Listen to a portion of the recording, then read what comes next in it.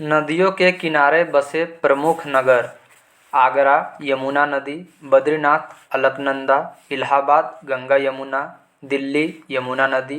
फिरोजपुर सतलज नदी, हरिद्वार गंगा नदी, कानपुर गंगा नदी, कुर्नूल तुंगभद्रा नदी, सोकवा घाट ब्रह्मपुत्र नदी, कन्नौज गंगा नदी, श्रीनगर झेलम नदी, सूरत ताप्ती नदी, हैदराबाद मूसी नदी, मथुरा यमुना नदी, जमशेदपुर स्वर्णरेखा नदी, अहमदाबाद साबरमती नदी, पढ़नपुर भीमा नदी, बरेली रामगंगा नदी, जगदलपुर इंद्रावती नदी, गोरखपुर राप्ती नदी, अयोध्या सरयू नदी,